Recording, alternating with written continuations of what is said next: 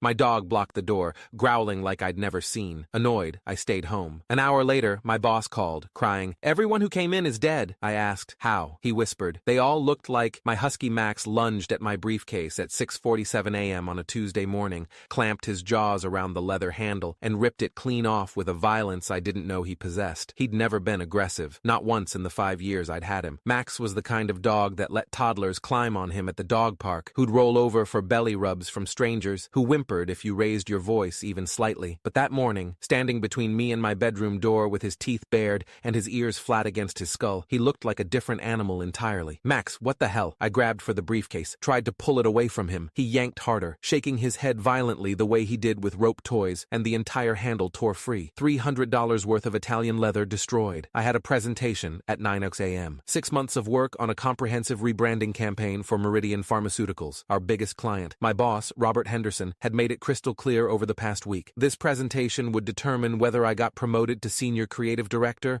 or stayed stuck as an associate for another year. "Make or break, Marcus," he'd said yesterday, tapping his pen against my desk. "Don't let me down. I couldn't afford to be late. I definitely couldn't afford to miss it entirely." "Move," I used my firm voice, the one that always worked when Max was being stubborn about coming inside from the backyard. He didn't move. Instead, he pressed himself wider against the door, his body a solid 70-pound barrier between me and the hallway. The growl that came from his throat was low, primal, nothing like the playful sounds he made during fetch. This was a warning. I grabbed my laptop bag from the chair, thinking I'd just shove everything into that instead. The moment I picked it up, Max lunged forward and snatched it from my hands. He shook it so hard my laptop went flying, hit the floor with a sickening crack. "Are you insane?" My voice came out louder than I meant. "That's my work. I need that." My phone started ringing. Jake, my coworker, my best friend since college orientation, when we'd both gotten lost trying to find the economics building and ended up at a frat party instead. We'd been hired at Morrison Creative Agency the same week, suffered through the same soul-crushing training sessions, covered for each other through hangovers and family emergencies, and that time, Jake accidentally sent a client email to the entire company. "Dude, where are you?" Jake's voice had that edge it got when he was stressed. "Henderson's already setting up the conference room. You know how he gets when..." My dog just went psycho. "I'm not kidding, Jake. He destroyed my briefcase, my laptop bag. I can't get past him to even leave my bedroom." Jake laughed. It sounded tinny through the phone speaker. "Your dog ate your homework? That's the best excuse you've got?" "I'm serious. He's blocking the door. He won't let me leave. I've never seen him like this." "Man, you've got like 20 minutes before Henderson completely loses it. Client's supposed to arrive at 8:45. You need to..." "I know. Just tell him I'm coming. Give me 15 minutes. I hung up and turned to Max. He was sitting now, but still directly in front of the door, his ice-blue eyes locked on me with an intensity that made my skin prickle. I'd read somewhere that dogs could sense things humans couldn't. Storms, earthquakes, seizures, but this felt different. This felt deliberate. I tried a different approach. Went to the closet and pulled out an old backpack from grad school. Figured I'd just throw everything in there. The moment Max saw it, he exploded into motion, jumped up, grabbed the backpack strap in his teeth, and bolted into the bathroom with it. "Max, I swear to God!" That's when I noticed my work badge sitting on the kitchen counter, where I'd left it the night before. Without it, I couldn't get past building security. Morrison Creative was in a high-rise downtown with strict protocols after some corporate espionage incident last year. No badge, no entry, no exceptions. I moved toward the counter. Max burst out of the bathroom like he'd been shot from a cannon, snatched the badge in his jaws, and disappeared back into the bathroom. I heard the plastic ID holder cracking between his teeth. I stood there in my best suit, the charcoal Tom Ford I'd bought specifically for this presentation, completely helpless, watching my career implode because my dog had apparently lost his mind. I'd adopted Max from a rescue shelter 5 years ago, right after my divorce from Caroline was finalized. The shelter volunteer had warned me that huskies were high energy, stubborn, prone to dramatic behavior. "They're basically toddlers in dog bodies," she'd said, scratching Max behind his ears while he leaned into her hand. "Already charming, but they're also incredibly loyal. Once they bond with you, they're yours forever." Max had been my constant companion through everything, through the depression that followed the divorce, through the career changes. I'd left teaching to pursue creative work, a decision my ex-wife had called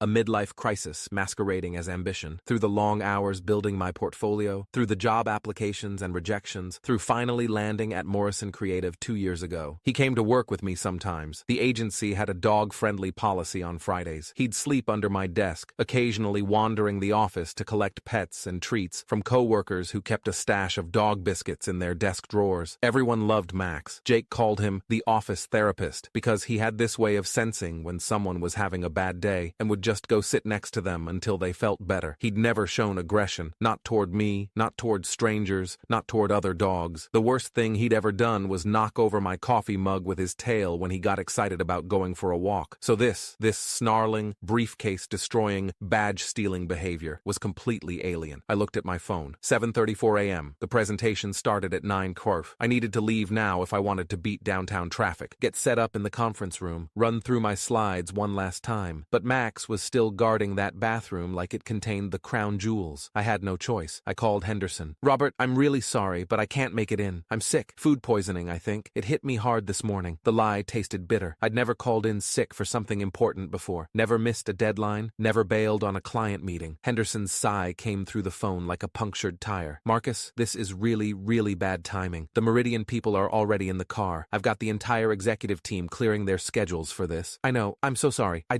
can't." At least that part was true. "We'll have to reschedule. I'll tell them you have the flu or something. Try to push it to next week." His voice was tight with the kind of controlled anger that was somehow worse than yelling. "Get better. Rest up." He hung up without saying goodbye. I stood there in my suit, my destroyed briefcase on the floor, my laptop probably cracked beyond repair, my work badge currently being used as a chew toy by my insane dog. I'd just torpedoed 6 months of work, possibly my entire career trajectory, because I couldn't physically leave my apartment. Max emerged from the bathroom, my badge still in his mouth but no longer chewing on it. He walked over to me, dropped the badge at my feet, surprisingly gently, and then just sat there, staring at me with those unsettling blue eyes. "Are you happy now?" I asked him. "Are you satisfied?" He didn't wag his tail, didn't pant or lick my hand or do any of the normal dog things, just sat, watching, waiting. I picked up the badge. The plastic was cracked but still intact, my photo and name visible through the teeth marks. I tossed it onto the couch and started peeling off my suit jacket. If I wasn't going to work, there was no point in wearing $600 worth of tailored wool. My phone rang again. 8:47 a.m., Henderson's name on the screen. I almost didn't answer, figured he was calling to officially fire me, but something made me pick up. "Don't come in." His voice was barely above a whisper, shaking so badly I almost couldn't understand him. "Marcus, don't come in. Don't come anywhere near the building." My stomach dropped. "What? Why? What happened?" "There's been—" He couldn't finish the sentence. I heard him making sounds that might have been breathing or might have been sobbing. "There's been an incident." "What kind of incident? Robert, what's going on?" "A gas leak from the overnight construction on the 3rd floor. They were installing new ventilation systems. Something went wrong. The maintenance crew found another broken sound." "Marcus, everyone who came to the morning meeting is dead." The world tilted. I sat down hard on the edge of my bed. "What?" "Jake, Sarah, Tom, Rebecca, everyone from creative, the Meridian clients, 17 people total. Carbon monoxide from a faulty connection in the ventilation line. They think it started leaking around 6 this morning before anyone arrived. By the time people started feeling symptoms during the meeting, it was too late. They said it looked like everyone just fell asleep, but they didn't wake up." The phone slipped from my hand, clattered onto the floor. I looked at Max. He was still sitting in the doorway, perfectly still, those ice blue eyes fixed on me like he'd known all along exactly what he was doing. I didn't move for a long time, couldn't process what Henderson had said. 17 people dead, Jake dead, because of a gas leak I would have walked directly into if Max hadn't physically prevented me from leaving. My phone buzzed with incoming texts. I picked it up with shaking hands. Sarah's girlfriend. "Have you heard from Sarah?" "She's not answering her phone." "Tom's wife." "Tom didn't come home for lunch." "Do you know what's happening at the office?" "Jake's mom." "Marcus, please call me. The police just came to my house. They won't tell me anything except there was an accident. Is Jake okay? Please tell me my son is okay." I couldn't answer any of them, couldn't form words. Max walked over and put his head on my knee, not demanding attention, not playful, just present, solid, real. I put my hand on his head, felt the soft fur, the warmth. "How did you know?" I whispered. "How the hell did you know?" The news broke on television about an hour later. I sat on my couch watching the live coverage, Max pressed against my leg, as reporters stood outside Morrison Creative's building, talking about the tragic workplace accident and ongoing investigation into safety protocol violations. The names started coming out around noon. Jake Montgomery, 29, creative associate. Sarah Chen, 31, senior copywriter. Tom Reeves, 44, art director. Rebecca Foster, 38, account manager. Jake's face appeared on the screen, his LinkedIn photo, the one where he was wearing that ridiculous bow tie he'd thought made him look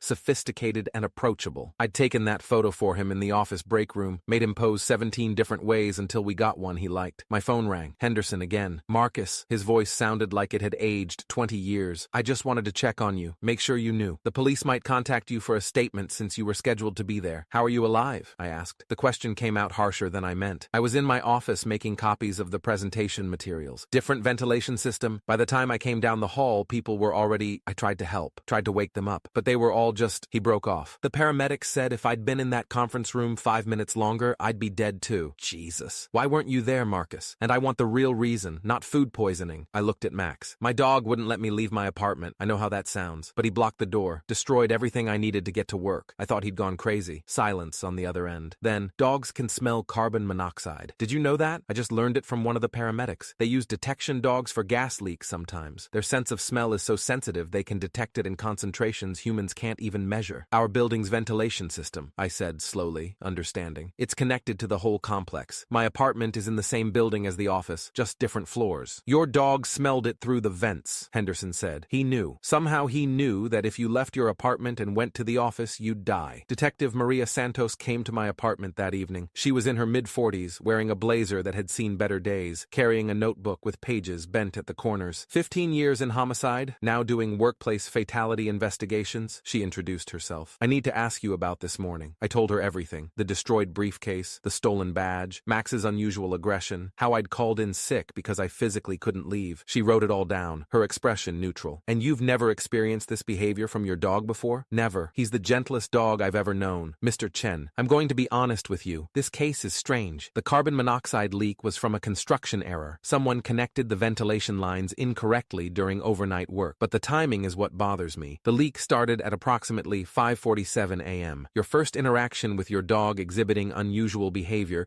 was at 6:47 a.m., according to your phone records showing when you called your coworker. That's exactly 1 hour after the leak began. I don't understand what you're saying. I'm saying your dog detected something an hour after it started, before it reached concentrations that would register on standard carbon monoxide detectors. We checked your apartment. You don't have a CO detector, by the way. You should really install one. But even if you did, it wouldn't have alarmed yet. The levels in your apartment at that time were elevated, but not immediately dangerous. But your dog knew. He sensed something was wrong before any human or device would have detected it. She looked at Max, who was lying on his bed in the corner, watching us. Dogs have about 220 million olfactory receptors. Humans have about 5 million. There are documented cases of dogs detecting gas leaks, alerting their owners to carbon monoxide poisoning, even sensing seizures or diabetic emergencies before they happen. But this is the first time I've seen a dog prevent someone from walking into a lethal exposure. So, he saved my life. He absolutely saved your life. If you'd gone to that office, you'd be dead. The forensic team said everyone in that conference room died between 8:52 and 9:04 a.m. You would have arrived right in that window. My hands started shaking. I clasped them together to make it stop. I know this is difficult, Detective Santos said, not unkindly, but I need you to understand how serious this is. The construction company, Hartwell & Sons, they're facing negligent homicide charges, 17 counts. The project manager who approved the faulty connection is going to prison. But we also need to understand how this happened, how the leak went undetected for so long. What about building management? Don't they have safety protocols? They do, and they failed. The overnight security guard was supposed to do a walkthrough every 2 hours. He didn't. He was watching Netflix in the security office. We have the footage. He's been fired and is facing charges as well. She closed her notebook. The building's management company is going to be sued into oblivion. Morrison Creative is already preparing a massive wrongful death lawsuit. She stood to leave, then paused. Mr. Chen, one more thing. The ventilation system in your apartment is connected to the same main system as the office. The levels in your apartment were high enough that if you'd stayed home all day, you might have gotten sick. Maybe severely sick, but probably not fatal. But the office conference room was directly above where the faulty connection was made. The concentration there was immediately lethal. After she left, I sat on the floor next to Max's bed. He lifted his head, and I scratched behind his ears the way he liked. You knew, I whispered. You smelled it in our apartment, and you knew if I went to work, I'd walk right into the worst of it. He licked my hand once, then put his head back down. Jake's funeral was on Saturday. His mother, Patricia Montgomery, was a woman I'd met dozens of times over the years. At Jake's birthday parties, at his graduation, once at Christmas when I didn't have anywhere else to go, and Jake insisted I come home with him. She'd always treated me like a second son. She looked hollow at the funeral, empty. Her husband held her up during the service,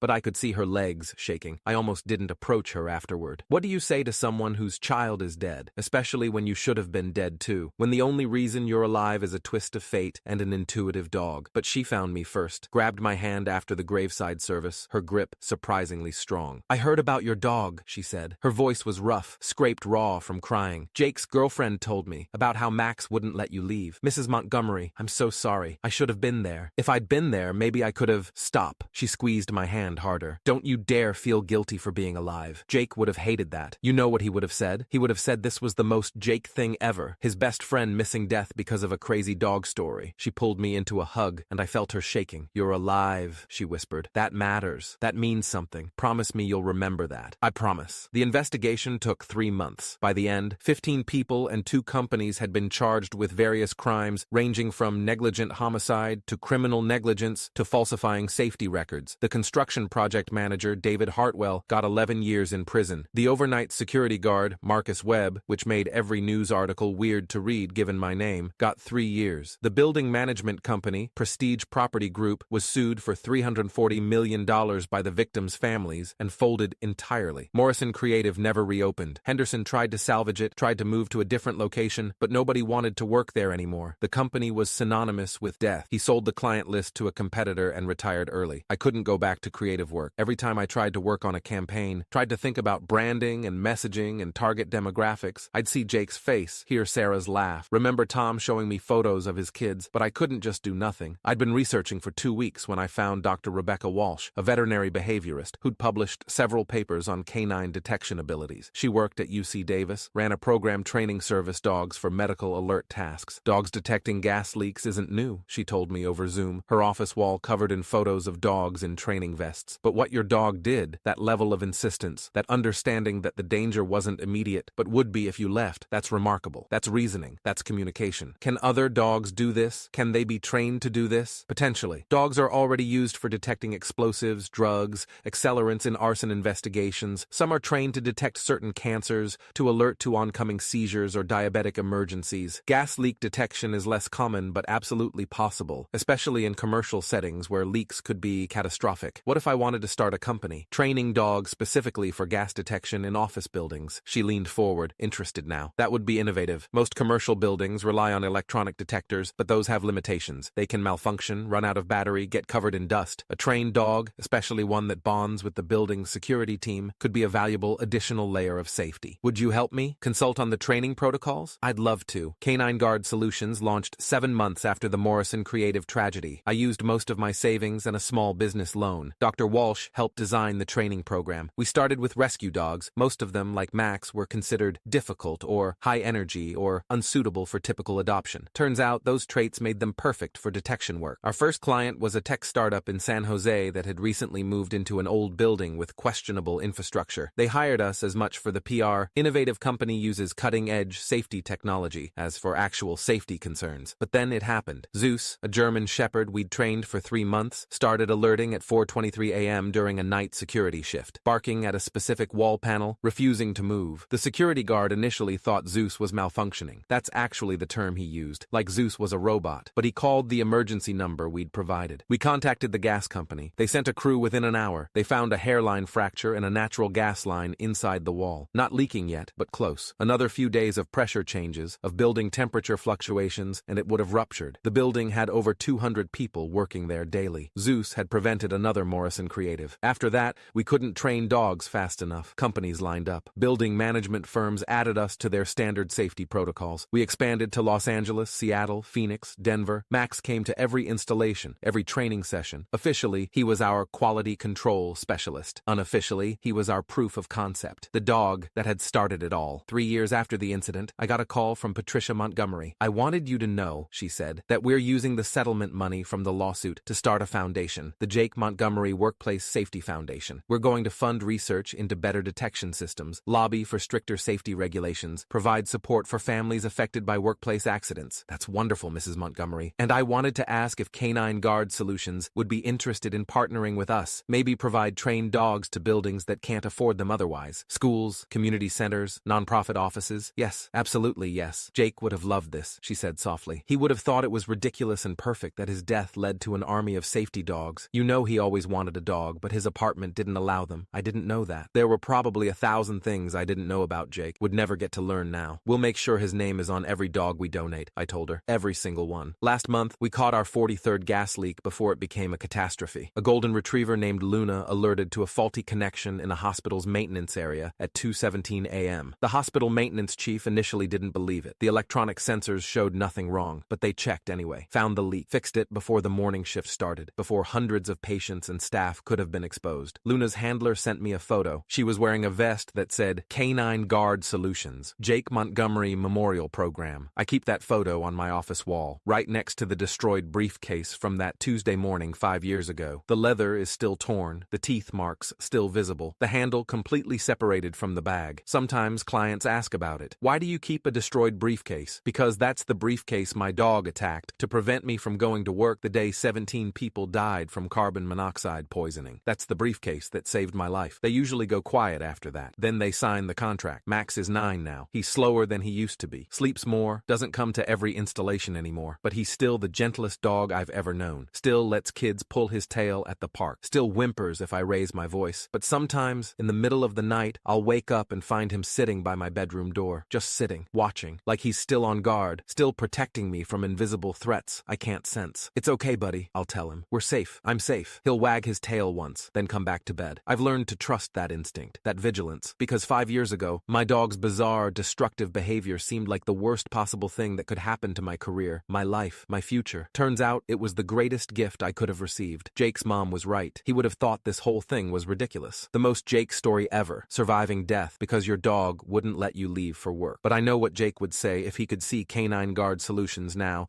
see the 43 leaks we've caught, see the lives we've saved. See, man, I told you that you'd figure out what you were meant to do. Just took a crazy dog to show you. I keep that destroyed briefcase in my office as a reminder. Sometimes the biggest inconvenience is the greatest gift. Sometimes the thing that seems like disaster is actually salvation. Sometimes you should trust your dog when he refuses to let you walk toward death, even if it costs you everything you thought you wanted. And mostly, I keep it to remember that 17 people died so I could learn what my life was supposed to be about. That's not survivor's guilt. Dr. Walsh says I should stop calling it that. It's survivor's responsibility. They died. I didn't. Max made sure of that. So now I make sure other dogs can do for other people what Max did for me. That's what the briefcase means. That's what Max's teeth marks represent. It's not destruction, it's salvation. And every single day, I'm grateful my dog knew something I didn't. That sometimes staying home saves your life. And sometimes the greatest act of love is preventing someone from walking toward death, even when they don't understand why. Always trust your dog. Always.